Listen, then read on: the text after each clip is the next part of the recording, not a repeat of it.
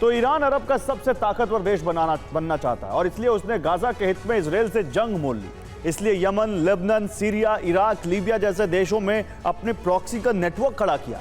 अब इजराइल का प्लान है कि ईरान की सीमाओं के बाहर उसकी ताकत बन चुके इस नेटवर्क को नष्ट कर दिया जाए। इसके लिए अमेरिका और इजराइल ने ब्लूप्रिंट तैयार कर लिया है और उस पर अमल भी किया जा रहा है, क्योंकि इस वक्त ईरान का सबसे मजबूत प्रॉक्सी हूती दुनिया के लिए सिरदर्द बना हुआ है।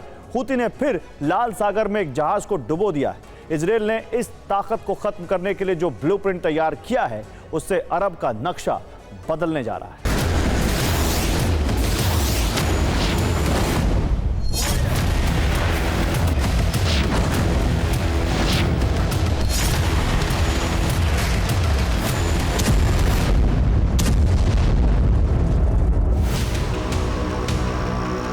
ईरान ने अरब का खलीफा बनने के सपने को साकार करने के लिए एटमी मिशन शुरू किया।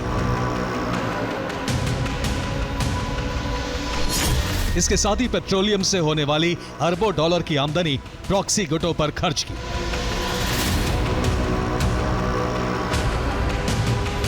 लेकिन ईरान के विस्तार को अरब के कई देश अपने लिए खतरा मानते हैं और इसीलिए वो अमेरिका और इजराइल के समर्थक हैं।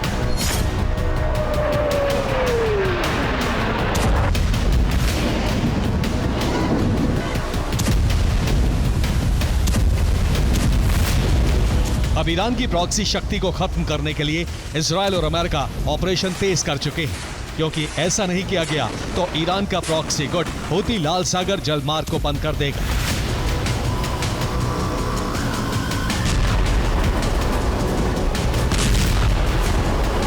आठ से 10 जुलाई के बीच हूती ने लाल सागर में आतंक के ऐसे दृश्य दिखाए हैं जिससे दुनिया भर की शिपिंग इंडस्ट्री खौफ में है।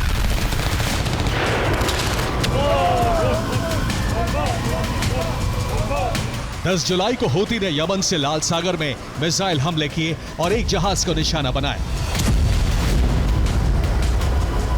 इन हमलों से कार्गो शिप एटर्निटी सी में बड़े छेद हो गए और देखते ही देखते जहाज ने जल समाधि ले ली।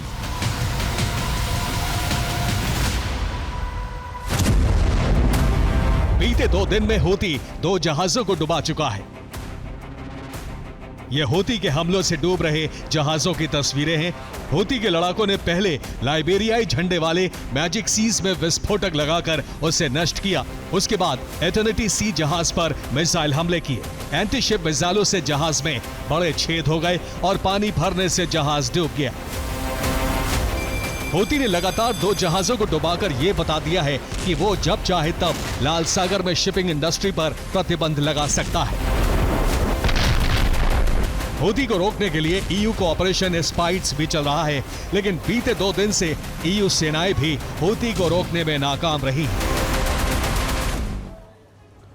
तो हूती आतंक फैलाने के लिए लाल सागर में 2 दिन में 2 जहाजों को डुबो चुका है।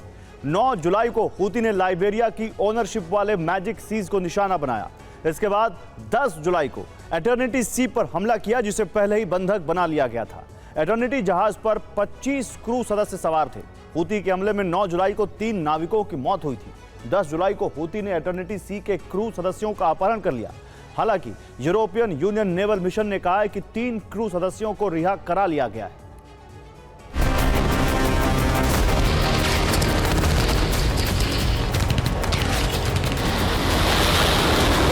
हूती ने लाल सागर में मिसाइल हमले करने के साथ ही इजराइल पर भी हमले किए हैं।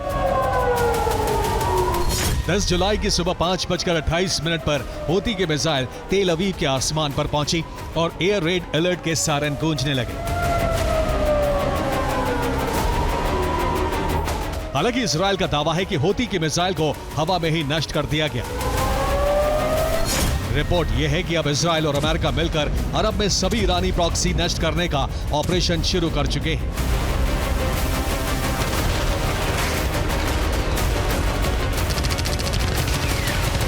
आज रात या 12 जुलाई तक हूती के ठिकानों पर हवाई हमले हो सकते हैं। इजराइल यूएस की वायुसेना यमन में ऑपरेशन चला सकती है। इसके साथ ही हिजबुल्लाह के खिलाफ इजराइल ने ग्राउंड ऑपरेशन का नया चरण शुरू कर दिया है। इजरायली सेना के जवान लेबनान के कई इलाकों में हिज्ब ठिकानों को नष्ट कर रहे हैं। दक्षिणी लेबनान में इजरायली सेना की कई टुकड़ियां हिज़्ब ठिकानों की तलाश कर रही हैं। हिजबुल्लाह के हथियार गोदाम और लॉन्च साइटों को बारूद लगाकर नष्ट किया जा रहा है। जबाल बलात रिज और लबोने में इजरायली सेना का ग्राउंड ऑपरेशन जारी है।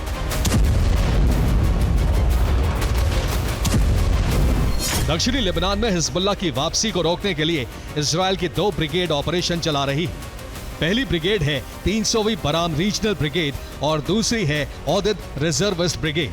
बराम ब्रिगेड ने जबाल बलात रिज पर हिजबुल्लाह के एक वेपन कंपाउंड को तबाह कर दिया। औदिद ब्रिगेड ने लबोने में हिजबुल्लाह का अंडरग्राउंड हथियार गोदाम उड़ा दिया। इसके साथ ही इजरायल की लेबनान सरकार से भी हिजबुल्लाह को हथियार विहीन करने पर चर्चा चल रही है। हूती पर हमले होने वाले हैं, हिजबुल्लाह को तबाह किया जा रहा है, लेकिन हिजबुल्लाह का ईरान कनेक्शन काटने के लिए सीरिया सरकार से भी समझौते किए जा रहे हैं।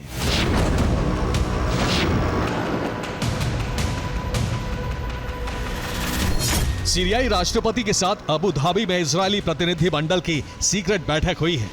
इस बैठक में कई समझौते किए गए हैं। पहला ये कि सीरिया गोलन हाइट्स पर दावा छोड़ने को तैयार है।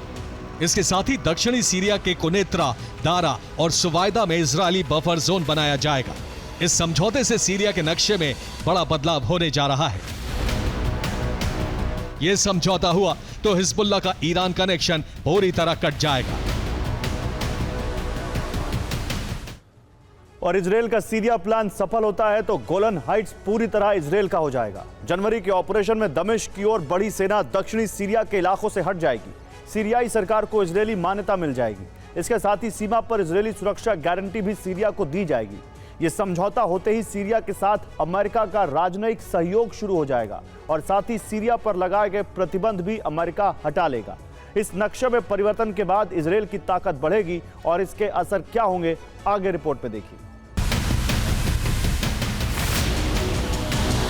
खमनई हिजबुल्लाह को ताकतवर बनाने के लिए हथियार भेजते रहे हैं और इसका रूट इराक, सीरिया से होते हुए लेबनान तक जाता है।